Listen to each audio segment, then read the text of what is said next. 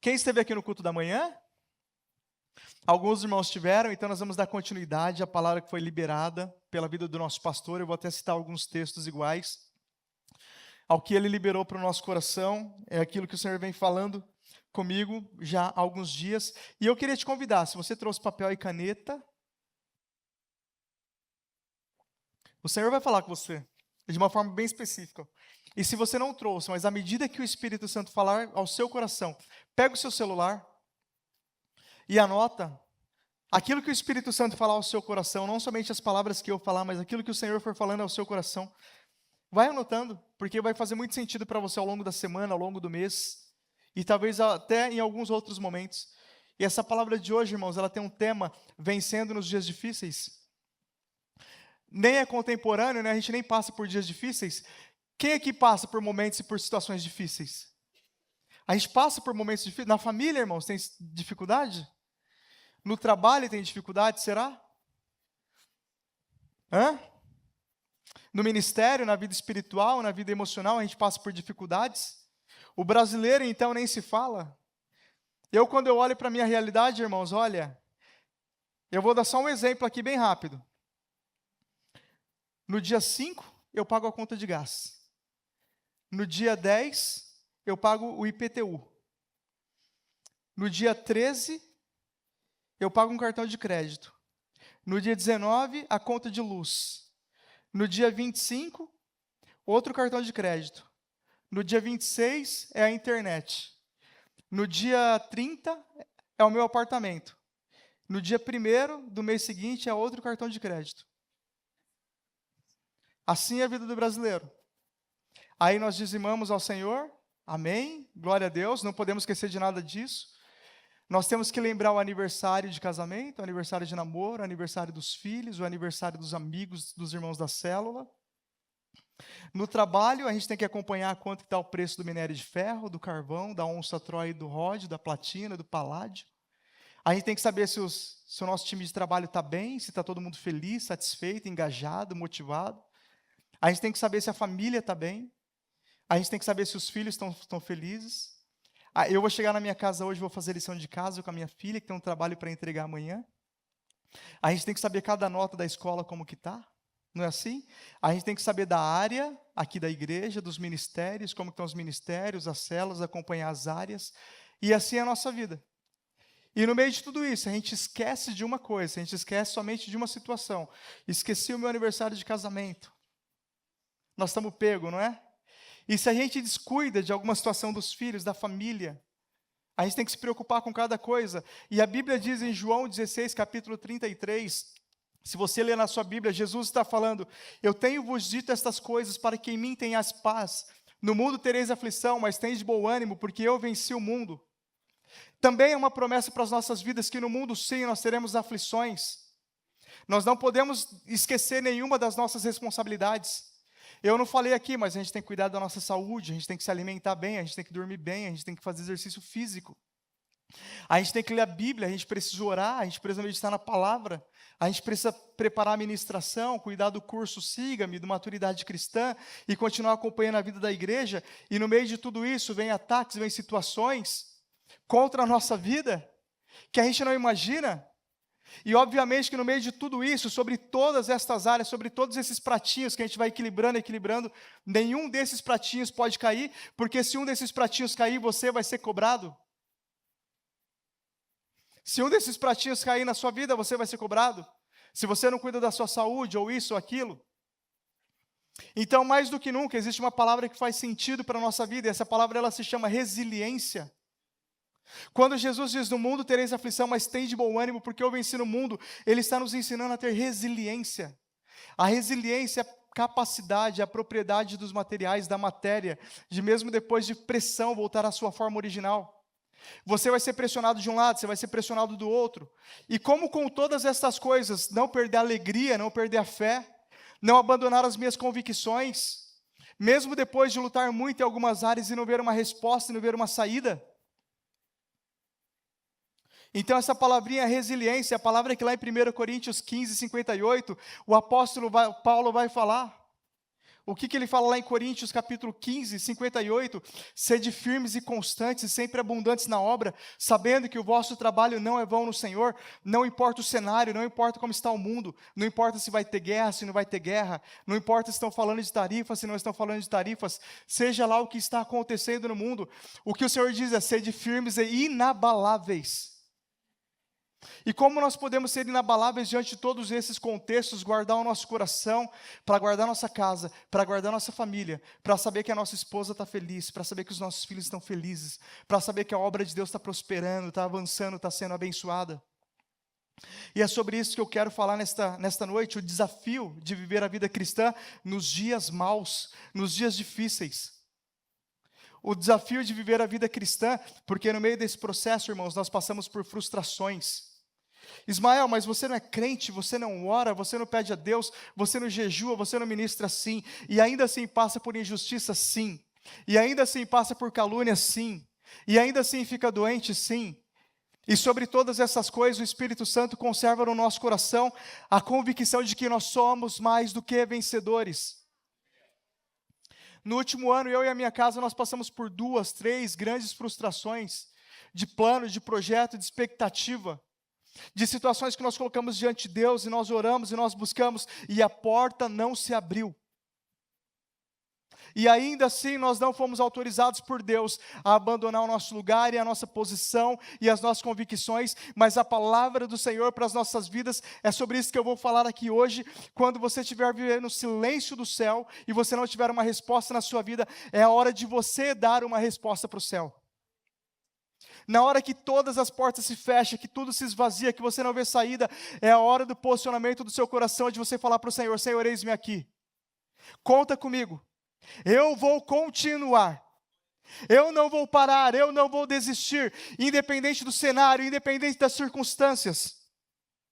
A Bíblia diz: ainda que os montes se abalem, ainda que os morros sejam transportados para o meio do mar, nós não seremos abalados porque o nosso coração está no Senhor.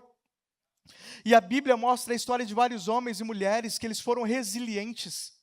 Diante desses cenários, eles entenderam essa mensagem de Jesus e eles perseveraram. Se a gente for começar a contar os nossos problemas aqui, cada um tem um problema mais grave. Cada um tem uma história mais difícil.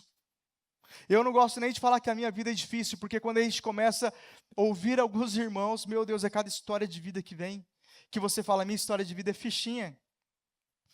Mas eu não gosto de subestimar a história de vida de ninguém. Cada um tem as suas dificuldades, cada um tem o seu particular com Deus, e cada um tem as suas lágrimas diante de Deus. O ponto que Deus espera de mim e de você é que mesmo diante desses cenários, mesmo nesses dias, a nossa resposta seja uma resposta de fé. Nos dias difíceis, a resposta que nós damos não é o que as pessoas podem fazer por nós, mas o que nós podemos fazer pelas pessoas, pelo mundo, pela igreja e pelas empresas. Um desses homens que a Bíblia mostra claramente como ele se posicionou no dia difícil foi Boaz. A gente fala muito pouco sobre Boaz, porque quando a gente lê o livro de Ruth, a gente foca em Ruth e Noemi, e nessa aliança entre as duas. Mas se você abrir a sua Bíblia comigo, está lá no livro de Ruth, capítulo 2. Vou ler só o versículo 1 e depois eu volto no Ruth, capítulo 1. Ruth 2:1, eu estou na versão Almeida aqui, tá? Corrigida fiel. A Bíblia diz: tinha Noemi um parente do seu marido, um homem valente, poderoso, da família de Elimeleque, e era o seu nome Boaz. Quem aqui já ouviu a história de Ruth? Muitos de nós ouvimos a história de Ruth, e talvez você já recebeu na sua vida algum convite de casamento, escrita aquela famosa frase que Ruth fala para Noemi: o seu Deus será o meu Deus, o seu povo será o meu povo, a sua fé será a minha fé. A gente conhece um pouco a história de Ruth, mas a gente fala muito pouco a respeito de Boaz. Se você puder voltar no capítulo 1 agora de Ruth, nós vamos ler do 1 ao 6. Eu vou lendo aqui, tá, para ganhar tempo. E sucedeu que nos dias em que os juízes julgavam a terra, houve uma fome na terra. E por isso o homem de Belém de Judá saiu a peregrinar nos campos de Moabe. Ele, a sua mulher e seus 2 filhos, e era o nome deste homem Elimeleque, e o nome de sua mulher Noemi, e dos seus 2 filhos Malom e Quilion, efrateus de Belém de Judá. E chegaram aos campos de Moabe e ficaram ali, e morreu Elimeleque, marido de Noemi, E ficou ela com seus 2 filhos, os quais tomaram para si mulheres moabitas. E era o nome de uma órfã e da outra Rute, e ficaram ali quase 10 anos. E morreram também ambos, Malom e Quilion, ficando assim a mulher desamparada de seus 2 filhos e de seu marido. Então se levantou ela com as suas noras e voltou dos campos de Moabe, porquanto na terra de Moabe ouviu que o Senhor tinha visitado o seu povo, dando-lhe pão. Somente até aqui, do 1 ao 6. E desse texto, irmãos, hoje nós vamos tirar 3 aprendizados. Porque a gente está falando de um lugar de fuga, de um lugar difícil. Nós estamos falando ali que Elimeleque, juntamente com a sua família, diante de um cenário de calamidade, ele tomou algumas decisões. Então, a história que nós vamos tirar desse texto aqui hoje são 3, como eu disse. A primeira, o lugar de fuga. Nós vamos falar a respeito, um pouquinho só a respeito do lugar de fuga. A segunda, o silêncio do céu. Porque tem momentos que sim, que o céu silencia sobre as nossas vidas. Ainda que você seja cristão, ainda que você está lutando para fazer as coisas certas, tem momentos que você vai provar o silêncio de Deus. E o terceiro ponto que nós vamos meditar aqui é sobre o posicionamento de Boaz. Elimeleque teve um posicionamento e Boaz teve outro posicionamento no mesmo lugar. Primeiro ponto que nós vamos falar, o lugar de fuga. Lendo esse texto aqui, a gente vê que Boaz e Elimeleque, eu comecei falando de Boaz no capítulo 2, e Elimeleque, eles eram da mesma família, eles eram parentes. Os dois viviam juntos em Judá, nas regiões de Belém de Judá. Eles estavam na mesma terra e eles foram sujeitos ao mesmo infortúnio. A fome, ela não foi sobre a casa de Elimeleque, a fome ela foi sobre toda a terra, então toda a região estava passando fome. Elimeleque, diante daquele cenário, ele decidiu ir com a sua família para Moabe, a terra dos filhos de Ló, os quais não desenvolveram a comunhão e o relacionamento com Deus e, consequentemente, não tinham compromisso com a palavra de Deus. Moabe, a gente vai lembrar que Moabe era um dos filhos de Jó. Os moabitas e os amonitas, que são originários de Amon e de Moabe, que foram os 2 filhos de Jó, não de Ló, o sobrinho de Abraão, a gente precisa lembrar, e está lá em Números capítulo 22, e depois Neemias 13, do 1 ao 2, Neemias fala também sobre isso. Quando o povo de Deus sai do Egito, rumo à terra prometida, eles vão passar pelo meio de Moabe, os moabitas foram aqueles que não deram comida para eles. Mas Deus fala para o seu povo, vocês não vão brigar nem contra os edomitas, porque os edomitas eram filhos de Esaú, porque são seus irmãos, e nem contra os amonitas e contra os moabitas, porque eles eram parentes, eles eram primos distantes. Mas os moabitas, quando o povo de Deus está passando pela sua terra, saindo do Egito, são aqueles que Balaque, que era o rei de Moabe, ele contrata Balaão para amaldiçoar o povo. Então é um povo que mesmo tendo uma origem ali, Ló saiu de Abraão, da sua terra, saiu juntos. Abraão desenvolveu um relacionamento com Deus, Ló não desenvolveu esse relacionamento com Deus. O povo moabita se torna um povo ali naquela terra pagã, um povo que não tem compromisso com a palavra de Deus. E era um povo que lá em Neemias 13, do 1 ao 2, Neemias fala claramente, os moabitas e os amonitas vocês não terão na congregação, porque foi um povo que se afastaram de Deus, se tornando maldito, porque por meio deles Balaque contratou Balaão para amaldiçoar o povo. Existia uma separação.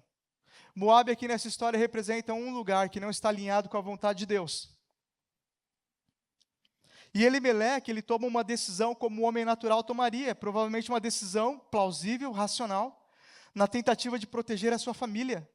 Mas que, notadamente, ele se relacionando com aqueles que não honravam a Deus, mostra que não houve um discernimento espiritual da sua decisão. Eu estou falando de um momento de vida que Elimeleque estava passando na terra de Judá, onde ele estava debaixo de uma direção, mas onde a luta se agrava contra ele e contra a casa dele.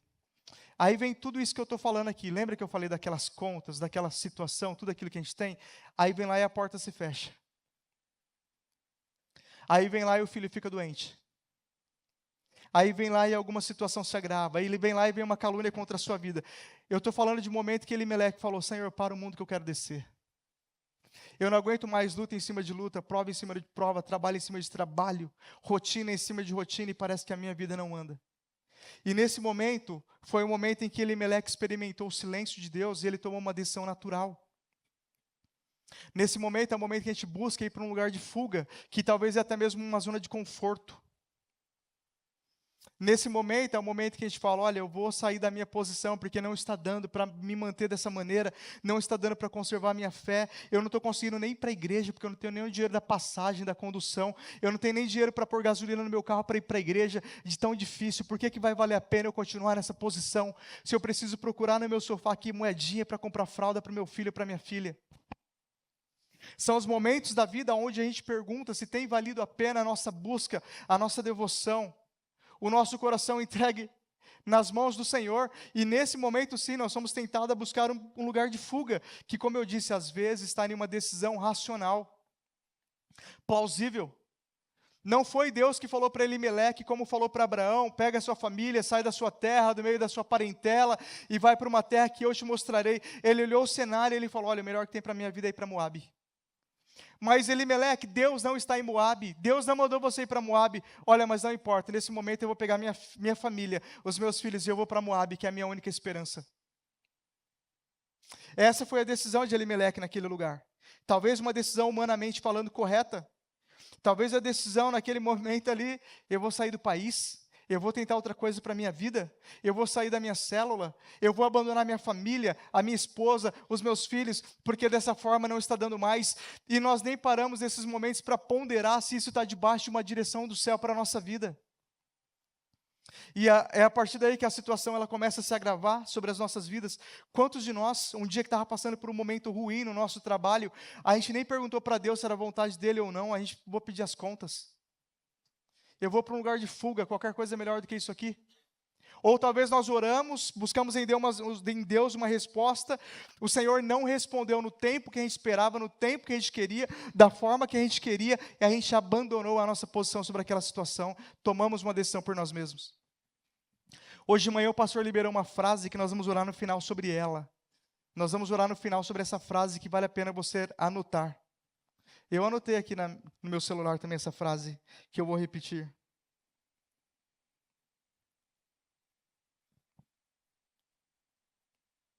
Todas as áreas onde nós perdemos a esperança, é porque nós estamos acreditando em uma mentira do diabo. Se você puder anotar aí no seu celular, porque eu creio que o Espírito Santo está falando com você, assim como falou comigo hoje de manhã e tem falado agora.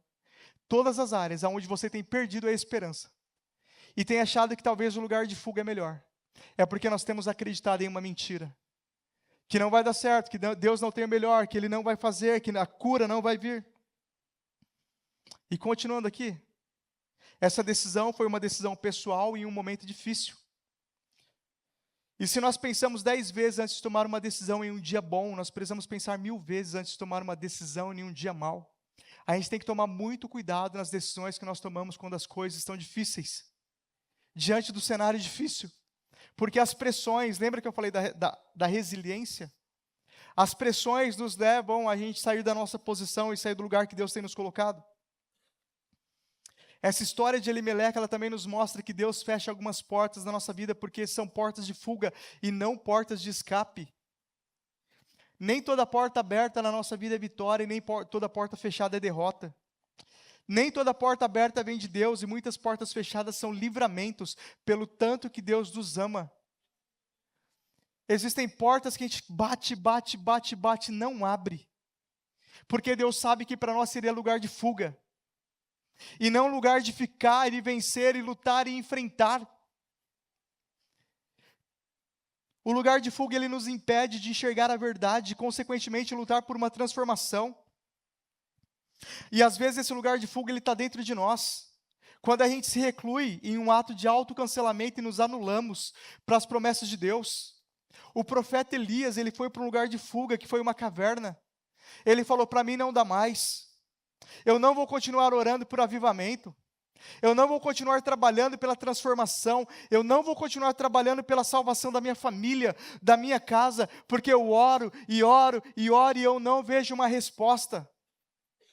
E nesses momentos, irmãos, nós precisamos exercitar a nossa resiliência, a nossa capacidade de permanecer sem variação, sem sermos inabaláveis. O lugar de fuga na nossa vida, às vezes ele se manifesta de muitas maneiras difíceis. Às vezes o nosso lugar de fuga é o nosso trabalho. A gente prefere estar enfiado no trabalho do que voltar para casa e enfrentar problemas com os filhos. Problema de relacionamento conjugal. Às vezes o nosso lugar de fuga é um hobby.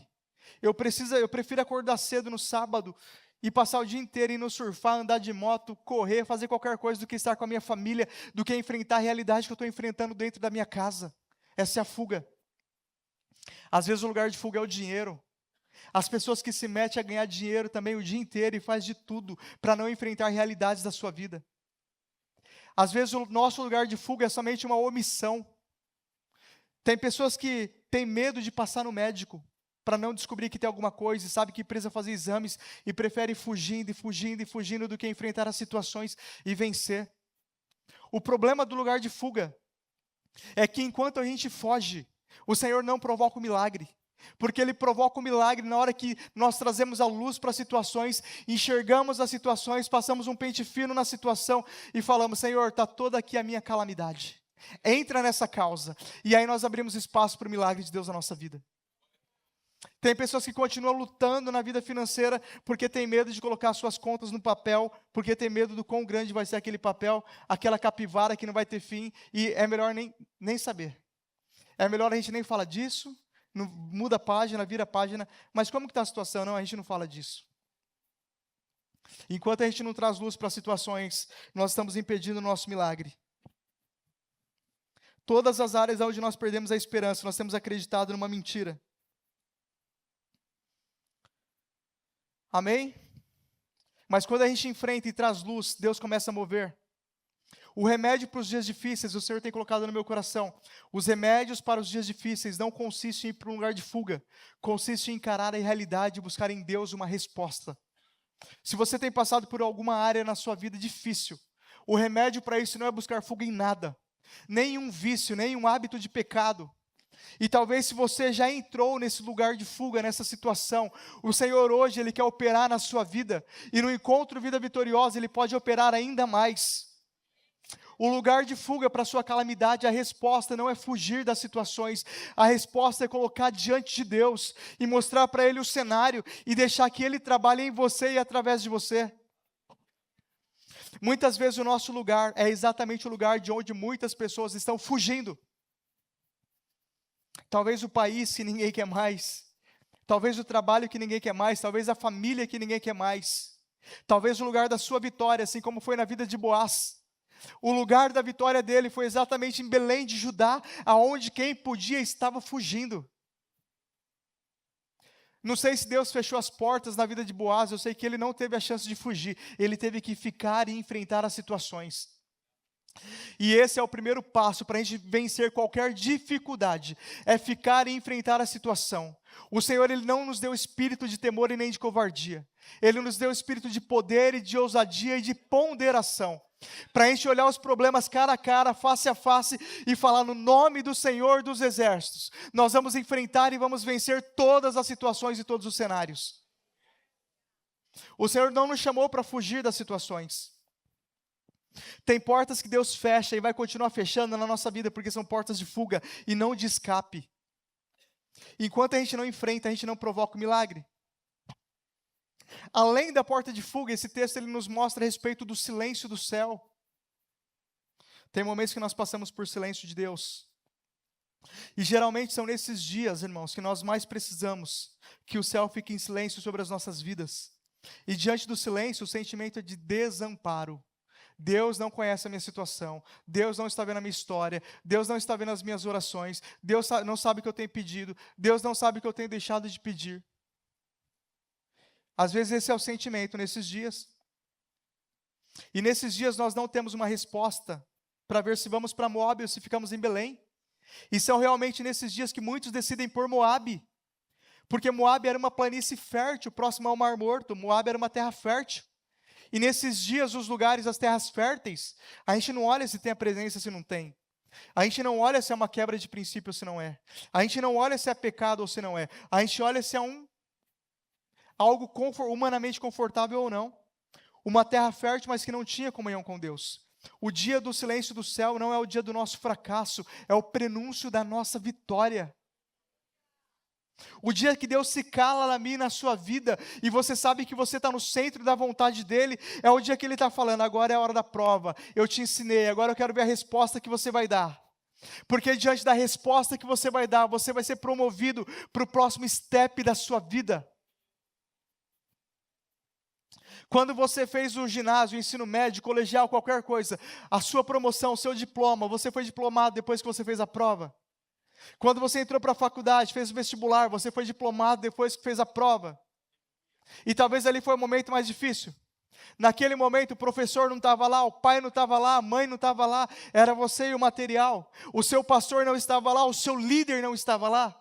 Quando você sentir que na sua vida ninguém está lá, você tem que ter a convicção de tudo aquilo que Deus colocou dentro de você. Agora é a hora de você trazer para fora e praticar aquelas verdades. E você vai ver o romper de Deus na sua vida. O dia do silêncio do céu é o prenúncio da sua vitória e da sua promoção. Deus, Ele não nos desampara para nos fazer perecer. Ele nos desampara por um pouquinho de tempo para nos promover. Para você não pensar que é motivacional, que eu sou coach.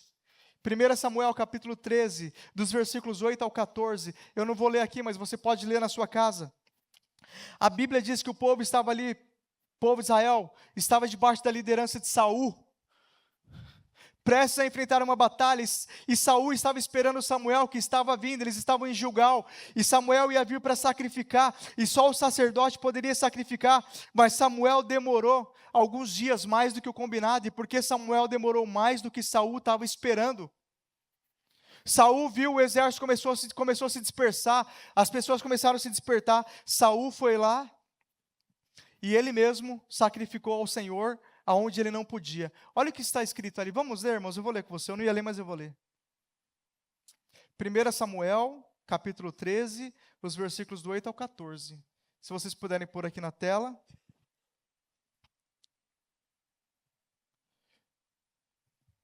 Deixa eu abrir na minha Bíblia aqui. Opa.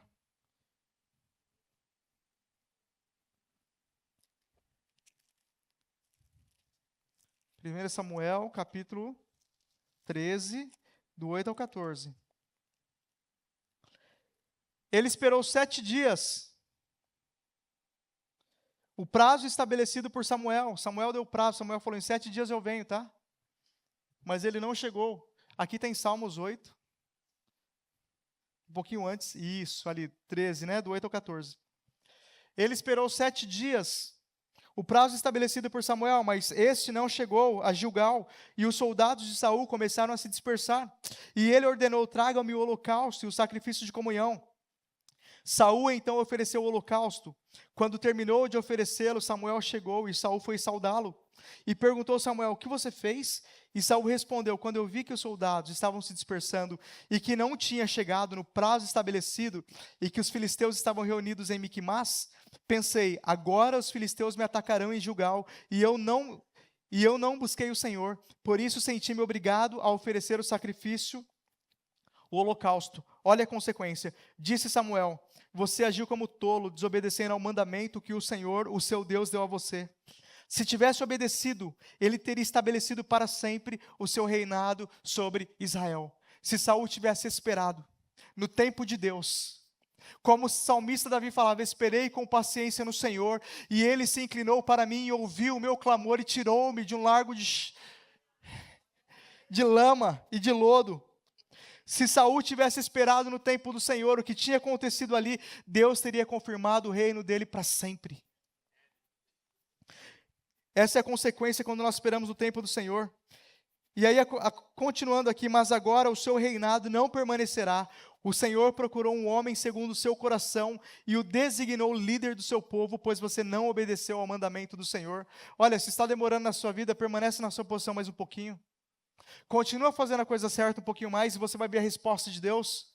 Não para antes do tempo, não abre mão antes do tempo, não abandona antes do tempo, porque tem resposta do céu para a sua vida. Diante do silêncio do céu, continua nesse posicionamento. 2 Crônicas 32 e 31. Olha que passagem maravilhosa a respeito do rei Ezequias.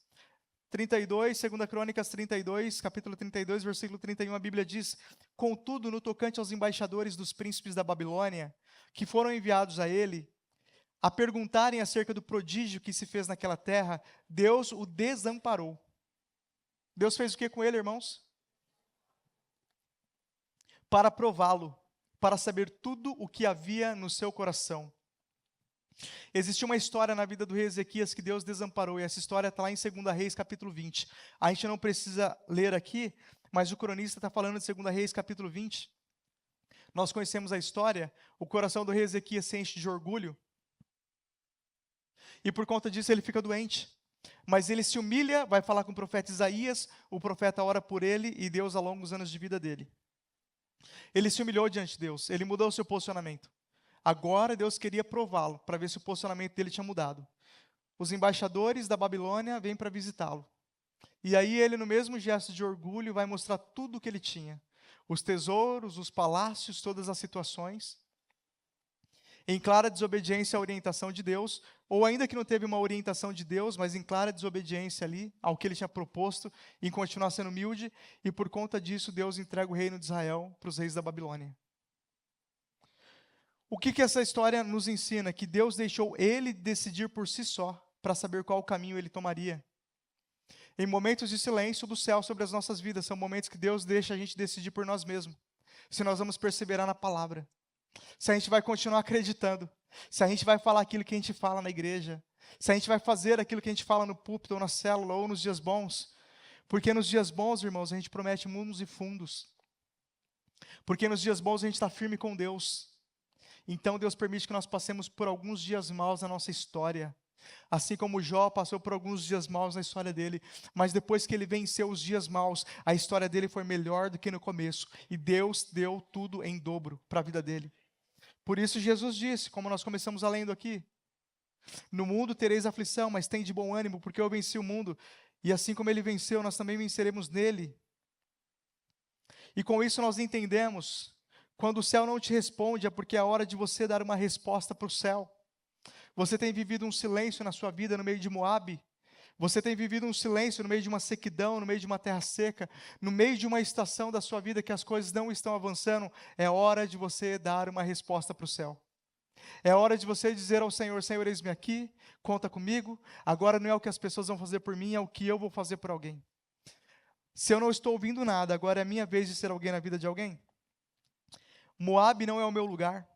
O nosso posicionamento tem que ser como o posicionamento de Boaz. Eu prefiro a fome de Judá do que a fartura de Moabe. Eu prefiro sofrer no centro da direção de Deus e passar o que eu tenho que passar no centro da vontade de Deus, do que abrir mão da minha posição para ter um conforto na minha vida, do que abrir mão da minha posição para ir para um lugar onde Deus não tem me colocado, Deus não tem me chamado. E como eu disse, às vezes esse lugar é dentro de nós. Nós somos muito inclinados, irmãos, diante de uma frustração, a cancelar as promessas de Deus sobre as nossas vidas, abandonar aquilo que Deus não mandou a gente abandonar, e abrir mão daquilo que Deus não mandou a gente abrir mão. Mas de manhã e nessas últimas semanas, o Senhor falando comigo a respeito desta palavra, o Senhor tem inclinado meu coração. Volte a orar por aqueles propósitos que você tinha abandonado. Porque esse ano eu abandonei propósitos. Esse ano eu abandonei projetos. Porque eu achei que a rotina, as circunstâncias da vida me tomou completamente. Jesus, eu não vou dar conta. Jesus, eu não vou conseguir fazer. Jesus, é muita coisa. E o Espírito Santo tem levado meu coração: volte a pensar como no princípio. Volte a buscar as antigas coisas. Volte a crer como no começo. Volta para a posição onde você tem aberto mão ao centro das promessas da vontade de Deus. Pois foi exatamente isso que Boaz fez. Deuteronômio capítulo 8 é um capítulo muito gostoso de se ler, esclarece muitas coisas e quebra muito sofisma, né? E muito paradigma. A Bíblia diz no versículo 3, somente o versículo 3, e te humilhou e te deixou ter fome. Aqui nós estamos falando de Deus para com o povo. E te humilhou e te deixou ter fome, e te sustentou com o maná, que tu não conheceste, nem teus pais o conheceram, para te dar a entender que o homem não viverá só de pão, mas de tudo o que sai da boca do Senhor viverá o homem. Tem cenários de deserto que o Senhor nos leva para desconstruir tudo o que pode ser um impedimento na nossa vida. Tem situações que a gente tem medo, que a gente acha que pode ser a nossa perdição, que pode ser o nosso ponto fraco. São situações que às vezes o Senhor deixa com que nós passamos para a gente mostrar que aquilo não é grande coisa, que aquilo também não nos para. São situações que a gente deixa o Senhor nos passar, assim como o espinho da carne de Paulo, para Ele vir e se revelar a nós e falar: olha, a minha graça te basta e o meu poder se aperfeiçoa na sua fraqueza. O Senhor nos permite alguns momentos que nós nos sentimos sós e desamparados para provar o nosso coração e nos revelar qual resposta daríamos diante dessas circunstâncias. E nesse cenário nós aprendemos a viver pela fé no Senhor, e o Senhor desconstrói medos, dúvidas, insegurança, timidez, para exercitar a nossa fé. Deus levou o povo para o deserto para mostrar: vocês não precisam de nada, porque a minha graça te basta nesse cenário. Eu lembro quando eu casei, eu sempre conto esse testemunho. A Bíblia diz que quem quer casar, primeiro prepare a sua fazenda, amém? Está lá em Provérbios. Para os jovens que querem casar, organiza a sua vida quando você quer casar. E aí, lembrando dessa passagem, eu já trabalhava desde os 15 anos. Eu comprei um apartamento na planta, eu comecei a namorar com 20 anos de idade, a Vanessa tinha 17.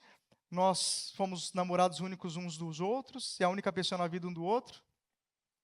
Nós começamos a namorar com o pensamento de casar, e graças a Deus, eu comprei um apartamento na planta, e eu falei: esse apartamento vai sair, e depois quando ele sair a gente imobilia, a gente organiza todas as coisas, a gente casa, e uma vida muito organizada, porque nós estamos orando, nós estamos colocando Deus na frente, nós estamos pedindo para o Senhor. Veio uma temporada de muitas chuvas, o apartamento sairia 3 anos na frente, né, de quando a gente comprou na planta. Veio uma temporada de muitas chuvas, as obras foram atrasando, a gente estava com o casamento marcado, buffet marcado, todas as coisas organizadas, foi atrasando. E aquilo que a gente achava que era o conto de fadas, que ia ser o mundo perfeito, foi quase o mundo perfeito.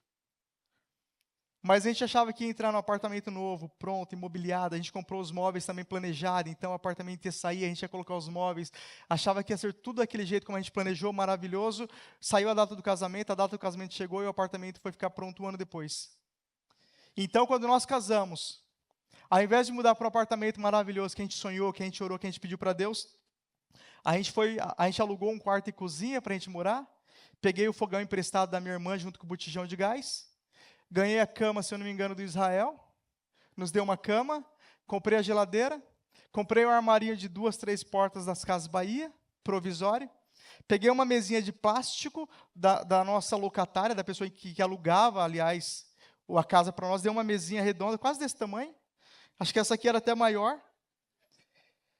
O nosso guarda-roupa era uma arara e 2 malas, eu peguei a minha cômoda de solteiro da minha casa, e assim foi o nosso começo.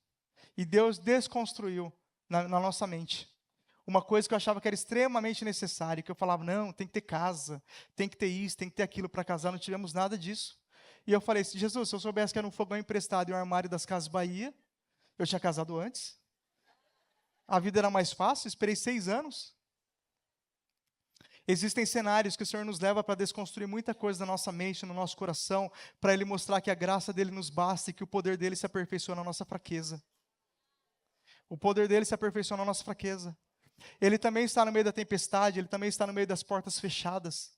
Ele também está no meio das circunstâncias difíceis, dos dias maus. A gente precisa de muito menos para ser feliz e para viver, a gente precisa de Deus. A gente precisa da graça e da paz dEle no nosso coração, e a partir dali, a gente precisa perseverar na posição que Ele tem nos colocado, e a partir dali Ele vai liberando todas as coisas da nossa vida. E por fim, irmãos, os irmãos do louvor já podem estar chegando. Então Deus, Ele nos leva para os desertos, Ele levou Jesus para os desertos, para mostrar que a gente não precisa de muita coisa.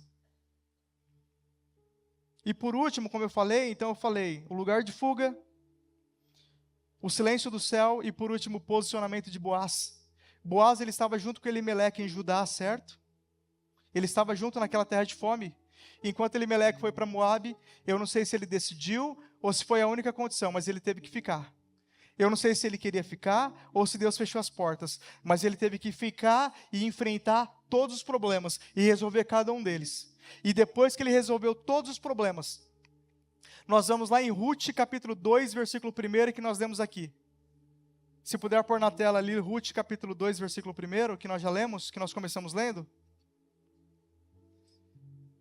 Olha qual foi o próximo passo da vida de Boaz. Eu vou ler aqui para ganhar tempo. Noemi tinha um parente por parte do seu marido e era um homem de valor e influente. Isso foi o que Deus fez na vida dele depois que ele venceu todas as circunstâncias. Tem versão da Bíblia que diz que ele era valoroso e importante, tem versão que ele diz que ele era rico e próspero. Seja lá qual for a versão que você está lendo, o significado é o mesmo e significa uma coisa. Depois que ele ficou na posição, enfrentou os problemas, e o Senhor deu graça para ele resolver todas as coisas, o Senhor o abençoou e o fez prosperar. E o final dele foi melhor do que o começo. Não importa os momentos de fome que nós passamos em Judá, se nós perseverarmos, e o Senhor, irmãos, Ele nos tem chamado, Ele tem chamado eu e você. Olha essa pessoa que está do seu lado e diz para ela: eu sou como um Boaz, nesta geração, um remanescente de Deus, para perseverar nos dias difíceis, e para promover uma nova realidade, em nome de Jesus. Esse é quem você é. Esse é você no meio da sua casa, no meio da sua família, no meio da sua igreja, no meio da sua célula, no seu local de trabalho. Você é um remanescente de Deus nesta geração, para trazer algo novo, para viver aquela realidade que nós lemos ali. E ele era um homem importante e influente, e por causa dele o Senhor operou uma grande obra na vida daquelas mulheres. Porque existem pessoas que foram para Moabe, mas vai chegar lá, vai entender que lá não tinha o que elas buscavam, e vai precisar voltar. E nesse tempo vai estar lá você de pé, restaurado, edificado, pronto para abençoar aquelas pessoas, pronto para abençoar aqueles que não tiveram encontro, aqueles que não conheceram, aqueles que não viveram essa realidade. Um remanescente que Deus está levantando para dobrar a realidade através da fé. Quando você passa por esses cenários, as situações difíceis não te abalam mais. Quando você passa por esse cenário, as frustrações, as calamidades não te abalam mais. Você é como um Boaz, aqueles que permanecem para romper. Muitos estavam fugindo daquilo que Boaz estava enfrentando. Talvez na sua casa, na sua família, nos seus relacionamentos, no seu ministério, ou na sua terra. Talvez você vai ser um dos poucos que Deus vai conservar para ficar lá e para viver e para lutar por essa realidade. Muitos não suportaram o que Boaz estava vencendo.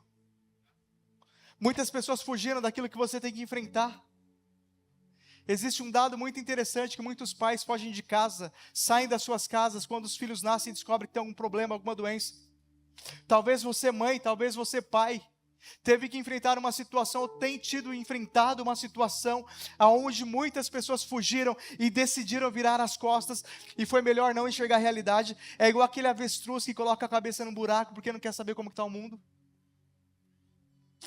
E você está enfrentando e vencendo. A boa notícia é que Deus sempre conserva esse remanescente para começar algo novo. O Senhor te conserva para começar algo novo. A Bíblia diz que 1000 cairão ao teu lado e 10.000 à tua direita, e tu permanecerás de pé, e você permanece de pé, porque o Senhor usa a tua história para começar algo novo no meio da tua casa e no meio dos seus. Eu não sei pelo que você tem orado, eu não sei o que você tem pedido, mas eu quero falar para você que se você permanecer de pé nos dias maus, com a força que o Espírito Santo libera sobre a sua vida, você vai ser a pessoa que Deus vai usar para levantar a muitos. A muitos, o Senhor vai te usar para levantar a muitos.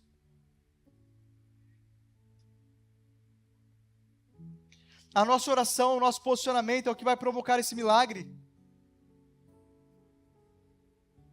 Deus vai fazer a coisa certa, na hora certa, da forma certa. E no fim você vai falar igual Jó: eu sei que meu Redentor vive, e por fim ele se levantará sobre a terra. Boaz sabia de uma coisa que talvez Elimeleque não sabia, que está lá em 2 Crônicas, capítulo 7, versículos 13 e 14. A Bíblia diz: e se eu cerrar os céus, de forma que não haja chuva, e se a fome vir sobre a terra, e se vir o gafanhoto, e devorar tudo que você construiu, e se vir as pragas, e devorar tudo que você construiu, mas se o meu povo que chama pelo meu nome, se humilhar e orar e buscar a minha face, então eu ouvirei dos céus, perdoarei os seus pecados, e sararei a sua terra. Boaz ficou lá para aquele tempo, e através do posicionamento dele, o Senhor perdoou os pecados do seu povo, o Senhor sarou a sua terra, e o Senhor se revelou de uma forma sobrenatural na história do povo de Israel. E é assim que o Senhor tem feito na minha e na tua vida, por onde nós passarmos. Se o meu povo que chama pelo meu nome se humilhar e orar, e buscar a minha face, eu tenho tempo de avivamento, eu tenho tempo de cura, eu tenho tempo de restauração para os relacionamentos, eu tenho uma vida nova, porque a Bíblia diz: bem-aventurados que têm fome e sede, porque serão fartos. Por mais difícil que possa ser a situação que você tem orado, e ainda que você ache que é uma situação de sequidão e de calamidade, que só um milagre, o Deus a quem você serve, Ele está aqui hoje para operar milagres na sua vida. Ele quer operar milagres na minha história e milagres na sua história. E a vida cristã é assim mesmo, é uma vida de milagres. E aquilo que você precisa é isso mesmo, é um milagre. E a sua história ela só vai mudar para um milagre hoje, o Senhor quer operar esse milagre na sua vida.